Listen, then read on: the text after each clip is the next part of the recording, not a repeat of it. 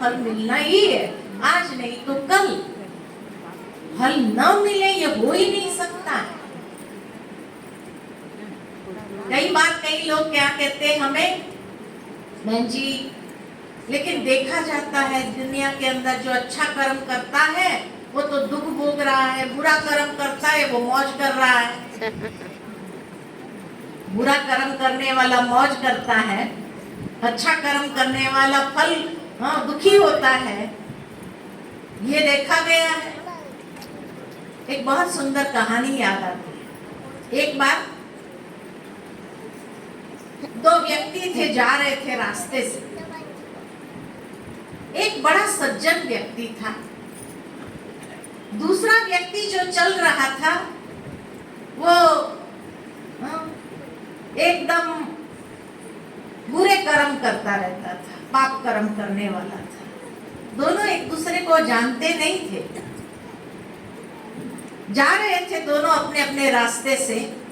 जैसे ही दोनों अपने अपने रास्ते से जा रहे थे तो रास्ते में किसी का पर्स पड़ा था।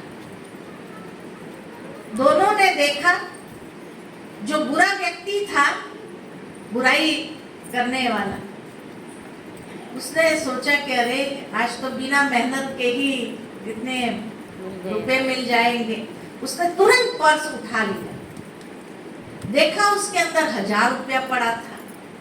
बड़ा खुश हो गया, तो बिना मेहनत के 1000 रुपया मिल गया, मुझे चोरी भी नहीं करनी पड़ी, किसी को लूटना भी नहीं पड़ा, कोई बुरा कर्म नहीं करना पड़ा, अपने आप सामने से मुझे ये पर्स मिल गया।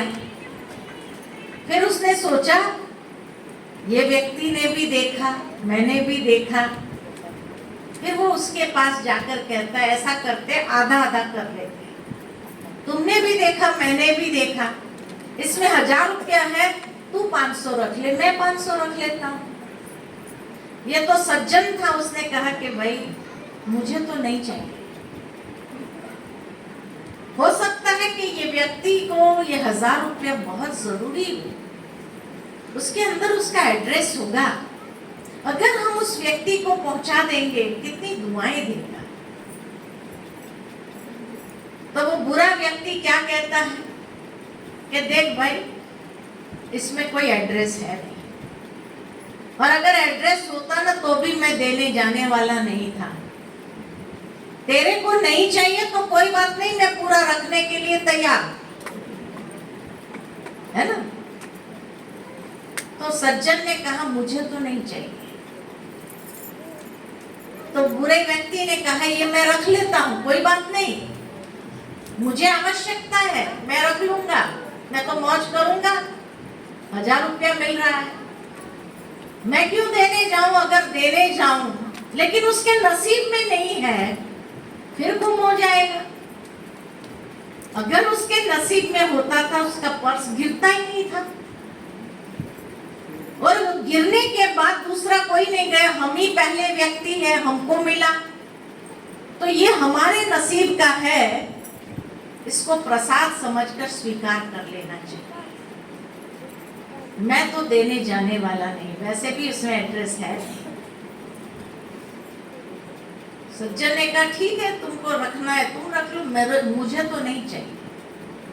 थोड़ा आगे गए तो जो सज्जन व्यक्ति था उसको कांटा चुभा, इतना गहरा कांटा चुभा, खून निकलने लगा। तो बुरा व्यक्ति कहता है सज्जन व्यक्ति से, बड़ी अच्छी बातें करता है ना तभी ये कांटे चुभते। बुराई के साथ जियो तो मौज करोगे, पर्स मिलेगा रोज।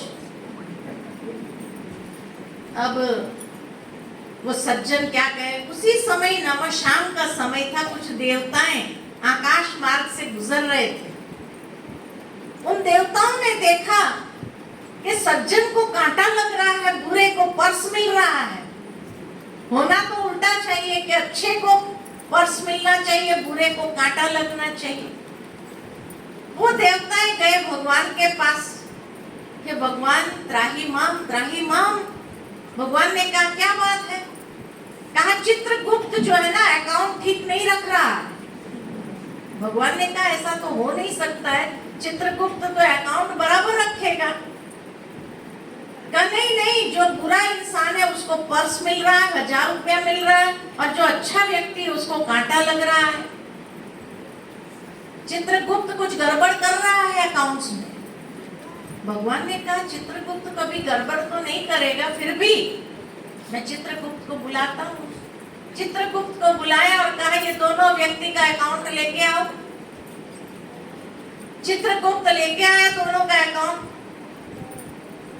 तो अकाउंट देखा भगवान ने, तो जो सज्जन था पहले जन्म में वो बहुत बुरा व्यक्ति था, और जो बुरा व्यक्ति था वो पिछले जन्म में बहुत अच्छा व्यक्ति था।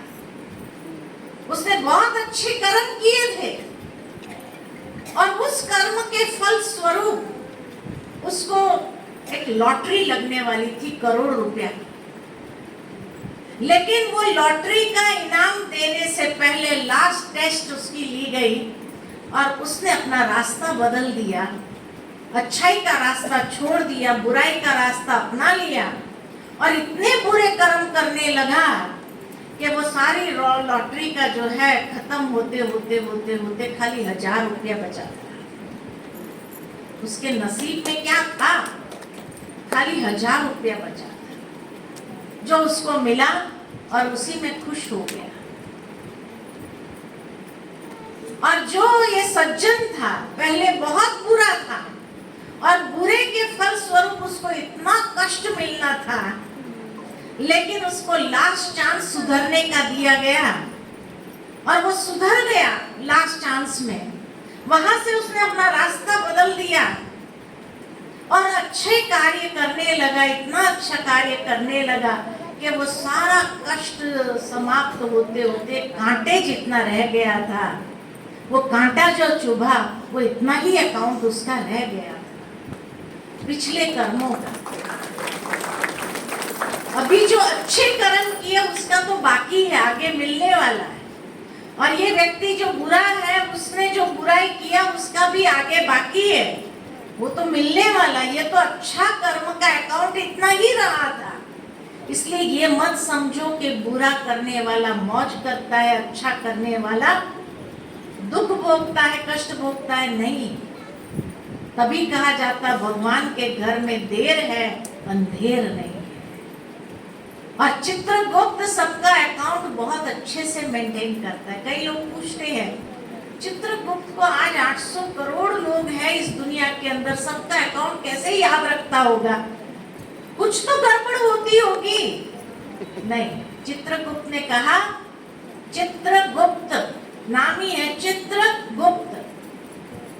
चित्रगुप्त क्या करता है, जब इंसान का जन्म होता है ना, तो एक गुप्त कैमरा, एक गुप्त चित्र निकालने वाला